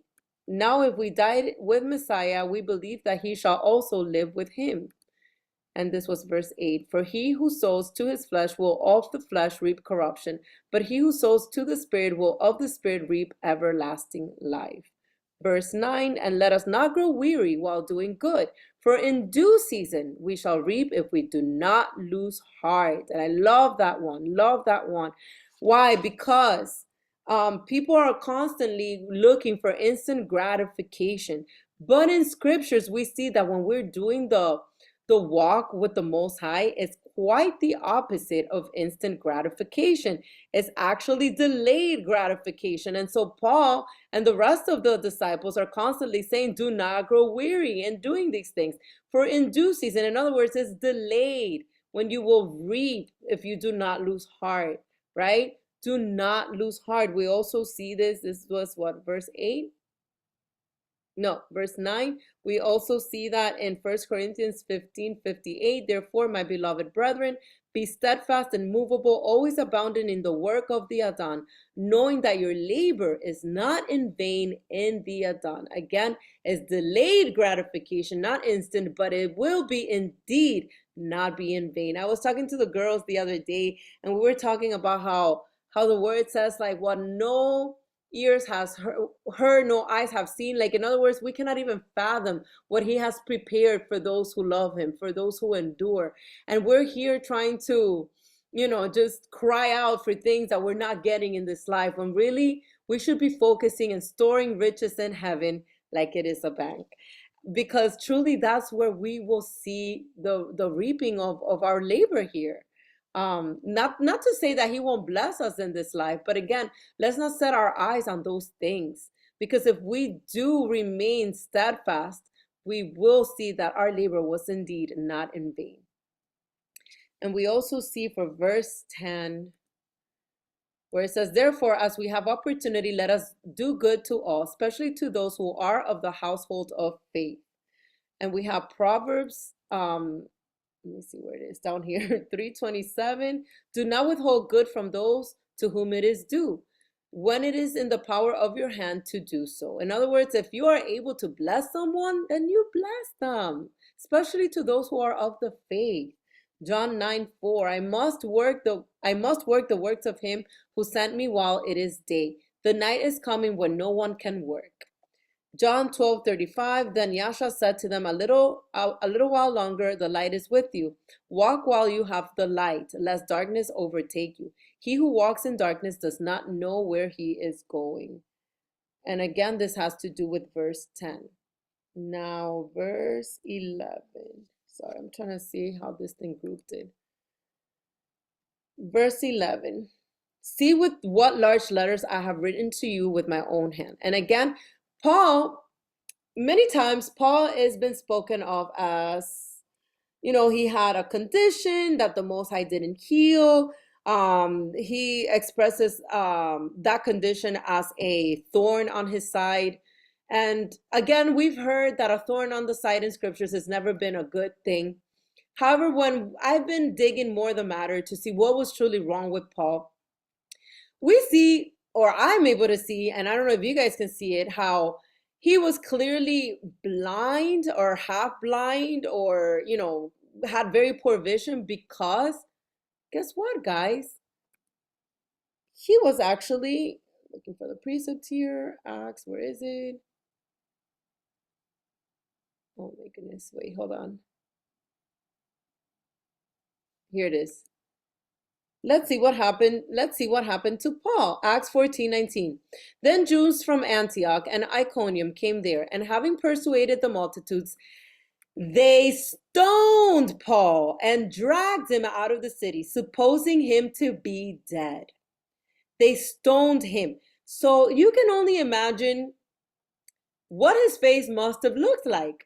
He was beat up. And now I'm beginning to see why he had a thorn on his side, because he was left like a dead person. And by the mercy of Abba, he was able to still live. But we see he had a physical ailment as a result of what he went through. And this wasn't the only time. We also see him talking about in 2 Corinthians 11:24. From the Jews 5 times I received 40 stripes minus 1.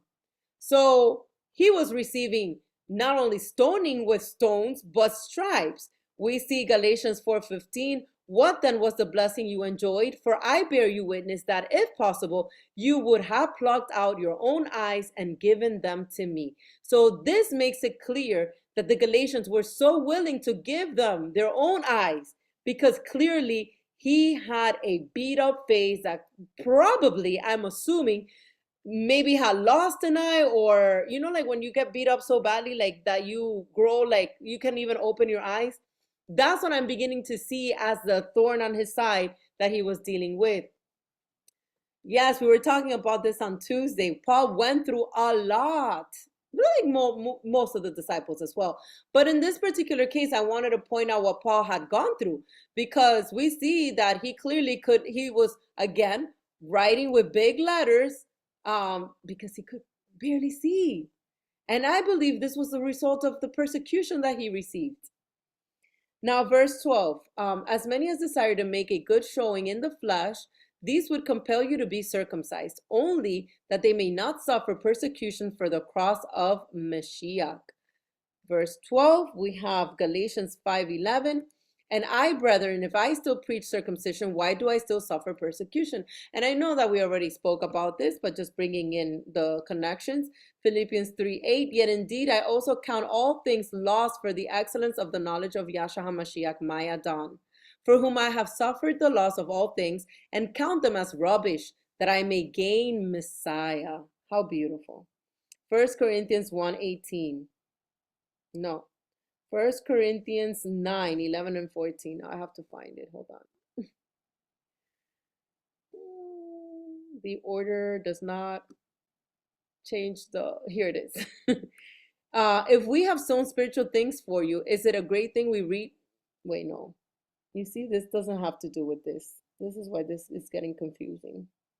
All right, let me just skip to verse 14. I'm sorry, guys. I did the document got all the things mixed up. But we're almost done. For Bahaya forbid that I should boast except in the cross of our Adon Yahshua Mashiach, by whom the world has been crucified to me, and I to the world. And that is 1 Corinthians 1:18. Down here. For the message of the cross is foolishness to those who are perishing, but to us who are being saved, it is the power of the Most High. Amen. As well as Galatians 2:20, I have been crucified with Messiah. It is no longer I who live, but Messiah lives in me. And the life which I now live in the flesh, I live by faith in the Son of Elohim, who loved me and gave himself for me. In Colossians 2:20, therefore, if you died with Messiah from the basic principles of the world, why, as though living in the world, do you subject yourselves to regulations? Regulations from commandments of men, from the book of the law. That's what Paul was speaking of there. We spoke about it, I believe, in the first 2 chapters when we read Galatians. And then lastly, connecting verse 15. For in Messiah, well, no, not lastly. I also have verse 16. Oh, well, we'll look it up. Verse 15, for in Messiah, Yahshua, neither circumcision nor uncircumcision avails anything but a new creation. And I know we have read this already, but Romans 2:26-28, therefore, if an uncircumcised man keeps the righteous requirements of the law, will not his uncircumcision be counted as circumcision? And will not the physically uncircumcised, if he fulfills the law, judge you, who even with your written code and circumcision are a transgressor of the law? This one hits deep, guys. Verse 28, for he is not a Jew who is one outwardly, nor is circumcision that which is outward in the flesh. I'm going to read that again. Therefore, if an uncircumcised man keeps the righteous requirements of the law, again, like Abraham, who was uncircumcised before he was righteous, right? I mean, uncircumcised while he was righteous, right? Will not his uncircumcision be counted as circumcision? That's a question, right? Verse 27. And will not the physically uncircumcised, if he fulfills the law, judge you who even with your written code and circumcision, written code of the law and circumcision, are a transgressor of the law? In other words, you can be circumcised in your flesh and have the written code, but if you're a transgressor of the law, then what is the point? Right? Verse 28, for he is not a Jew who is one outwardly, nor is circumcision that which is outward in the flesh. So just as we are grafted in, whether we are bloodline Israelites or not, it's the same exact thing with the circumcision of the flesh. Exactly. This is justified by faith. Exactly. 1 Corinthians 7:19, circumcision is nothing and uncircumcision is nothing, but keeping the commandments of Haya is what matters. Galatians 5:6, for in Messiah, neither circumcision nor uncircumcision avails anything, but faith working through love. And now I do want to speak of, lastly, of verse 16, because many will read this chapter and skip over this important little thing here. And as many as walk according to this rule, peace and mercy be upon them and upon the Israel of Elohim. Who is the Israel of Elohim that Paul is speaking of here? The Israel of God, a newly constituted people of the Most High. We see from Exodus 19 verse 5 through Exodus 24 verse 11 was when Israel became newly constituted people of the Most High. This was when they went into the covenant with the blood ratified covenant made by Moses, right? Before the sin of the calf took place. The second time was through the same blood ratification of Messiah in Exodus 19:6, where it says, and you shall be to me a kingdom of priests and a holy nation. These are the words that you shall speak to the people of Israel. So, Messiah's blood ratification is what makes now the Israel of God, the Israel of the Most High. We are not the Israel of God if we are not in covenant with him, meaning with his new, better covenant through the blood of Messiah and the order of Melchizedek. And to conclude this beautiful study, which I am partly sad because it's been so edifying to me and refreshing at once, at the same time, I want to conclude with saying, let's grow in maturity from milk to meat, to rightly divide the word of truth, to rightly understand the differences between the book of the covenant and the book of the law, and to truly know what it is that Abba is intending from us and for us to do moving forward. We know that a people, a kingdom of priests, is no longer operating under a Levitical system, but under the order of Melchizedek through our eternal priest, Yahshua HaMashiach. We know that Yahshua will fulfill, well, already fulfilled when he came, but will even further fulfill at his second coming when he comes to gather his people from all four corners of the earth. Those that are in that perpetual covenant who came in, grafted in through faith and faith alone. And through that same faith, it will lead to do the works of the Spirit, the fruits of his Ruach HaKodesh that will set us apart from the rest of the nations. Only, again, like Paul says, do not compromise your principles. Do not use this liberty that we now have in him to be lawless, to let others influence us. Like, yes, we can go where the sinners are at, but we cannot sin with them. We cannot become sinners like them. Allow this freedom to help you bring those instead, grafting them in, helping them, changing their garments, and helping them become part of the one nation of the Most High. But again, without letting go of the law of the Most High, which should be written in our hearts and in our minds. Remember, do not compromise. Again, I'm going to say what my beautiful sister Angelina shared on her post. Do not give in, do not compromise principles, because that will be the beginning of your decay, the beginning of the decay of your ruach, when you compromise truth. And that goes too with going back to the leaven of the Pharisees, the leaven of spirit of religion.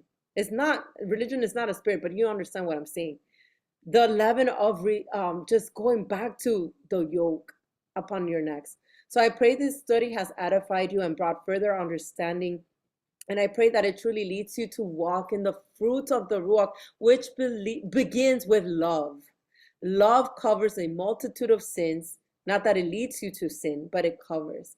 And love is what's going to lead you to truly become in one heart, in one accord, the body of Messiah, and what he came, the whole purpose of why he came, to redeem the two houses, the lost sheep of the house of Israel. So again, let's continue studying to show ourselves approved. Let's continue joining together in unity. Let's continue praying and asking him to lead us and helping us to conquer our flesh and to never be let's strayed away from his beautiful word. May it be engraved in your hearts forever and ever. Amen. And with that, we conclude this study. And I'm trying to find the thing to end it, and I can't find it. It's not cooperating with me. Let me just stop the share and see if I can find it now. All right.